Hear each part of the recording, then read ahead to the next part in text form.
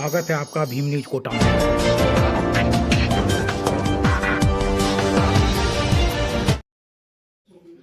स्वागत है आपका भीम न्यूज कोटा में। आप देख रहे हैं भीम न्यूज कोटा राजस्थान। आज भीम न्यूज की टीम गांधी कॉलोनी को मेरा नमस्कार। मैं कई बार कोटा आ चुका हूँ और 8 दिसंबर 2022 को आपको याद होगा भारत जोड़ो यात्रा के समय भी राहुल जी और सभी कांग्रेस के नेता कार्यकर्ता कोटा में थे। ऐसे तो मुझे याद आता है कि जो कन्याकुमारी से कश्मीर तक 4000 किलोमीटर लंबा भारत जोड़ो यात्रा निकाला गया था पिछले साल, उसमें से करीब 485 किलोमीटर सिर्फ राजस्थान में ही था। हम लोग 16 दिन के लिए राजस्थान में थे।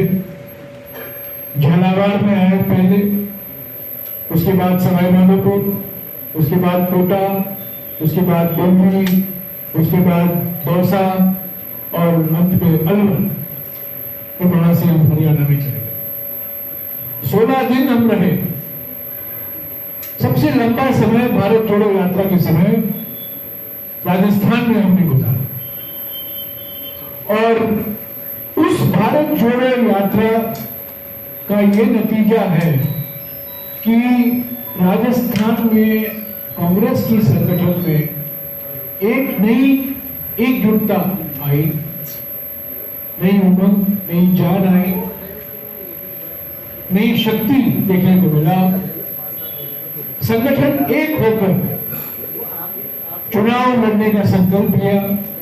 सभी नेता, सभी कार्यकर्ता भारत जोड़ो यात्रा में उत्साह के साथ शामिल हो गए थे और बहुत सफल भारत जोड़ो यात्रा था। उसके याददाश्त में आप जानते हैं कोटा में एक भारत जोड़ो सेतु का भी उद्घाटन राहुल जी ने किया। पर यह भारत जोड़ो यात्रा न केवल राजस्थान की राजनीति के लिए, न केवल कांग्रेस संगठन के लिए, बल्कि हमारे देश की राजनीति के लिए एक परिवर्तनकारी क्षण था। और इसका पहला असर आपको कर्नाटक के चुनाव में देखने को मिला। जो जनादेश कांग्रेस पार्टी को कर्नाटक के चुनाव में मिला मई के महीने में, वो सीधा भारत जोड़ो यात्रा का ही असर था। और मैं विश्वास के साथ कह सकता हूं, क्योंकि मैं राहुल जी के साथ कन्याकुमारी से कश्मीर तक चला हूं, मैं विश्वास के साथ कह सकता हूं कि वही नतीजा जो कर्नाटक में हमें मिला भारत जोड़ो यात्रा के कारण, वही नतीजा हमें राजस्थान में भी मिलने वाला है। छत्तीसगढ़ में, मध्य प्रदेश में, तेलंगाना में, पर खास तौर से मैं राजस्थान का ही जिक्र करूंगा। जो जनादेश हमें भारत जोड़ो यात्रा की भावना से जनता, कर्नाटक की जनता ने कांग्रेस पार्टी को दिया, प्रधानमंत्री को ठुकराया, प्रधानमंत्री के प्रचार को नकारा, वही हाल प्रधानमंत्री और भारतीय जनता पार्टी का राजस्थान में होने वाला।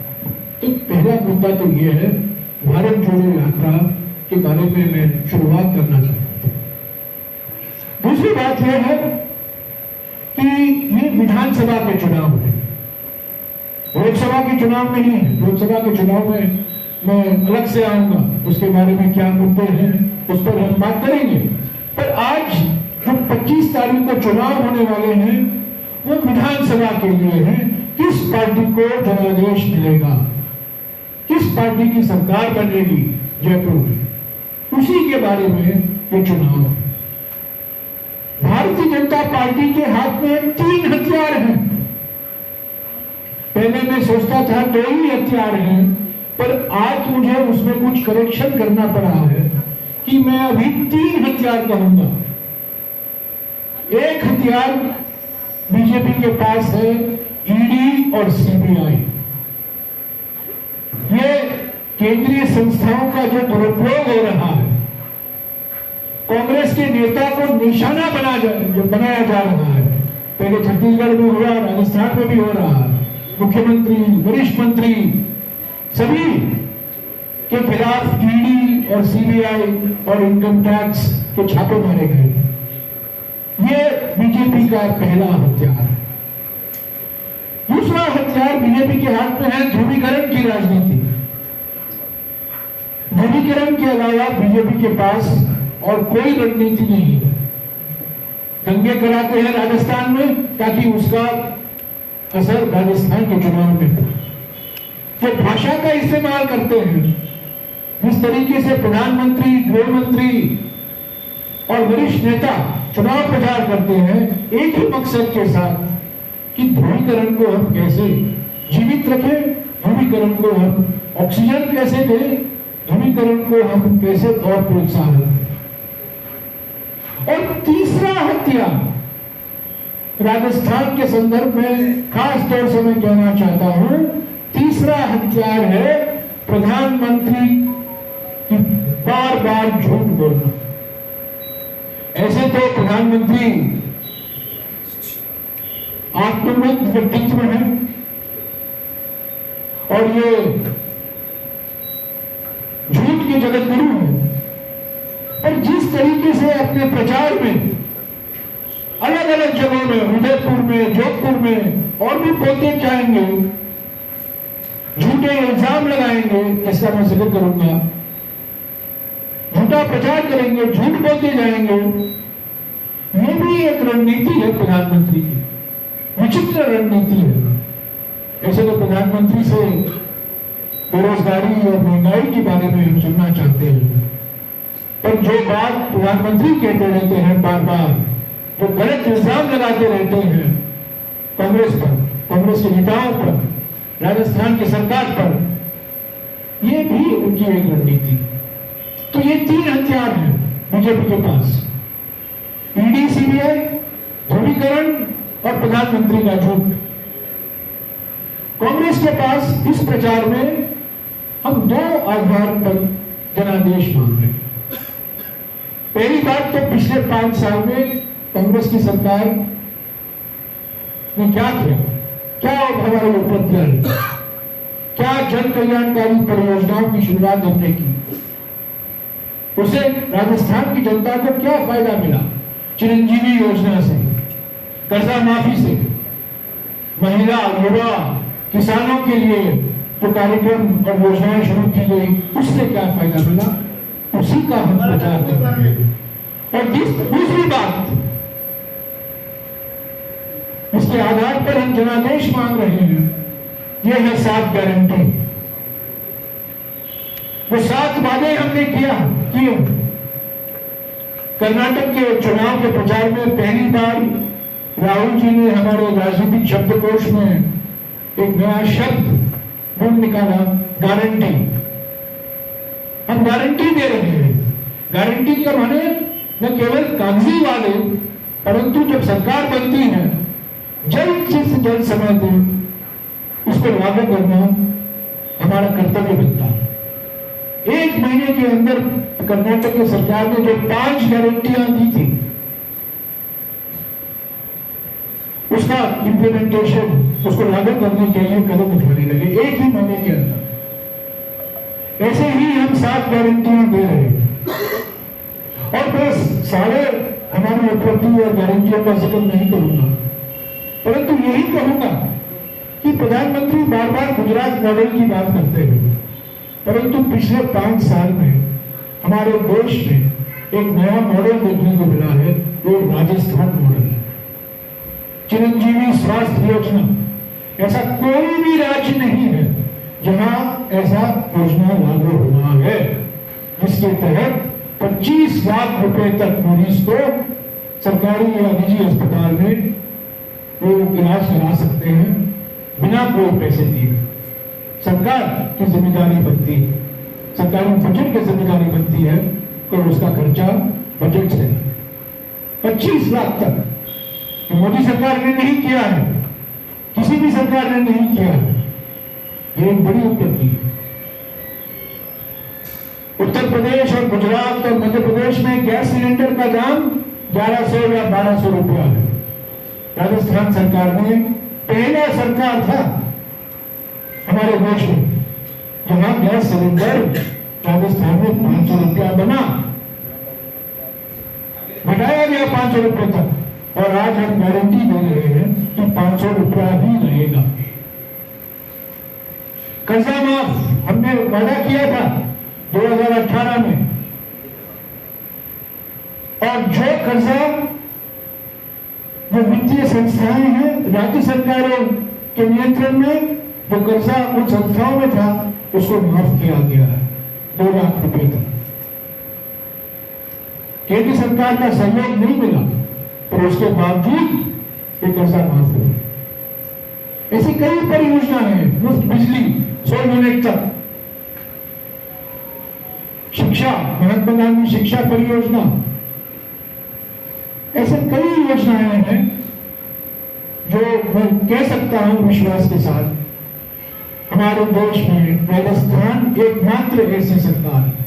शहरी रोजगार गारंटी योजना, महात्मा गांधी ग्रामीण रोजगार गारंटी योजना ने 2006 में जब मनमोहन सिंह जी प्रधानमंत्री थे तब लागू हुआ, और राजस्थान की सरकार पहली सरकार है जिसने शहरी रोजगार गारंटी योजना को एक कानून पारित हुआ राजस्थान विधानसभा में।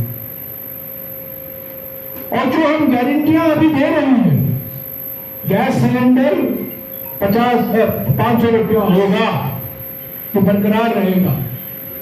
सरकारी कर्मचारियों के लिए पुराना पेंशन स्कीम जो लागू हुआ है उसको कानूनी तौर से लागू होगा। अभी तो पुराना पेंशन स्कीम ही लागू हुआ है। राजस्थान पहला सरकार बना जहां सरकारी कर्मचारियों के लिए पुराना पेंशन स्कीम था, पर अभी हम वचन दे रहे हैं, हम गारंटी दे रहे हैं कि इसको हम एक कानून के तौर से लाए, कानून बनाए। महिलाओं के लिए हमने वादा किया है कि हर एक महिला को 10,000 रुपया सीधा उनके खाते में दिया जाएगा प्रति साल। गृहलक्ष्मी, महिला कल्याण। और युवाओं के लिए हमने गारंटी दी है कि जो छात्र सरकारी कॉलेज में उनको एडमिशन मिलता है उनको फ्री लैपटॉप और टैबलेट दिया जाए। तो साथियों, यही हमारी चुनावी रणनीति है। जो हमारी उपलब्धियां हैं, जो हमने काम किया है पिछले 5 साल में, जो हमारे देश के लिए एक मिसाल बन गया है, और जो गारंटी हम अगले 5 साल के लिए दे रहे हैं उसको हम लागू करेंगे जब हमारी सरकार बने। अंत में मैं यही कहूंगा कि जैसा कि मैंने पहले कहा था कि ये चुनाव विधानसभा के लिए, परंतु केंद्र सरकार की कुछ ऐसी नीतियां हैं जिसका मैं जिक्र करना चाहता हूं, क्योंकि वो विधानसभा के लिए भी महत्व रखता है। एक मिनट, आप थोड़ा साइड में आइए कृपया करके, बैठ जाएंगे या साइड में। प्रधानमंत्री ने कई बार कहा है कि मैं संघीय ढांचा पर कोई आक्रमण नहीं होने दूंगा, परंतु मैं कहता हूं कि केंद्र सरकार से कुछ सहयोग नहीं मिला है राज्य सरकार को, और इस असहयोग के बावजूद राज्य सरकार ने अपना काम किया। मिसाल के तौर से राजस्थान के मुख्यमंत्री ने बार बार खत लिखा है। भारत जोड़ो यात्रा के समय राहुल जी ने बार बार ये मुद्दा उठाया है। पूर्वी राजस्थान कनाल परियोजना, खास तौर से जो पूर्वी राजस्थान जिलों के लिए महत्व रखता है, 14,000 करोड़ रुपए का परियोजना है। इसकी वकालत केंद्र सरकार की जल संसाधन मंत्री जो राजस्थान के हैं उन्होंने नहीं की। प्रधानमंत्री ने इस पर कुछ नहीं कहा, पर हमारे मुख्यमंत्री बार बार खत लिखते रहे। हमारे नेता राहुल जी भारत जोड़ो यात्रा के समय बार बार ये बात उठाते रहे और हम गारंटी दे रहे हैं कि मोदी सरकार सहयोग दे न दे, पर पूर्वी राजस्थान कनाल परियोजना जरूर हम लागू करें। पर ये एक मिसाल है किस तरीके से राजस्थान से भेदभाव किया जा रहा। मैं एक और मिसाल लेता हूं और वो कोटा से ही लागू है। लोकसभा के स्पीकर कोटा के हैं और यहां 2013-2014 में जमीन दिया गया था हवाई अड्डा बनने के लिए। आज भी एयरपोर्ट नहीं बना है कोटा में, पर झालावाड़ में बन गया। कोटा में क्यों नहीं बना? प्रधानमंत्री ने क्यों नहीं मुख्यमंत्री की बात मानी? जमीन है, जो कुछ राज्य सरकार को करना है कर दिया है, पर उसके बावजूद केंद्र सरकार की ओर से कोई कदम नहीं लिए गए। ये क्या दिखाता है? ये दिखाता है कि प्रधानमंत्री कुछ सहयोग नहीं देना चाहते हैं राजस्थान की सरकार को, ताकि श्रेय कांग्रेस पार्टी को जाए। मैं पूछना चाहता हूं, कोटा जैसे शहर कोचिंग कैपिटल, व्यापार का कैपिटल, चंबल नदी रिवरफ्रंट को बनाया गया है, शिक्षा के क्षेत्र में, उद्योग के क्षेत्र में कोटा इतना महत्वपूर्ण शहर है, यहाँ एक एयरपोर्ट नहीं बना पाए। एक तरफ हम एयरपोर्ट का निजीकरण कर रहे हैं, एयरपोर्ट को दोस्तों को बेच रहे हैं, और यहां जहां जमीन दिया गया है, वादे किए गए हैं, बीजेपी नेताओं ने वादा किया है, उसके बावजूद यहां एयरपोर्ट नहीं बन पाया। ये एक मिसाल है नॉन कोऑपरेशन, बिल्कुल सहयोग नहीं देने का जो फैसला प्रधानमंत्री ने किया है, क्योंकि यहाँ की सरकार कांग्रेस की सरकार है। तीसरा मिसाल देता हूं आपको, मोदी सरकार की नीतियों के कारण राजस्थान के युवाओं को जो भविष्य देख रहे थे, आज वो उज्जवल नहीं है। राजस्थान के युवा भारी मात्रा में सेना में भर्ती के लिए टेस्ट लिया करते थे। रिक्रूटमेंट कई जिलों से होता था, राजस्थान के कई जिलों से, पर ये अग्निवीर स्कीम लाए, ये हमारे सेना का एक राजनीतिकरण हुआ, और जो बच्चे एक भविष्य देखा करते थे कि हम इंडियन आर्मी में भर्ती होंगे, इंडियन एयरफोर्स में भर्ती होंगे, भारतीय नौसेना में भर्ती होंगे, वो आज वो भविष्य नहीं देख पाते। अभी सब कॉन्ट्रैक्ट एम्प्लॉयमेंट हो गया, ये नवीन तो कॉन्ट्रैक्ट रोजगार है। तो इस तरीके से उन्होंने राजस्थान के युवाओं के भविष्य पर खिलवाड़ किया।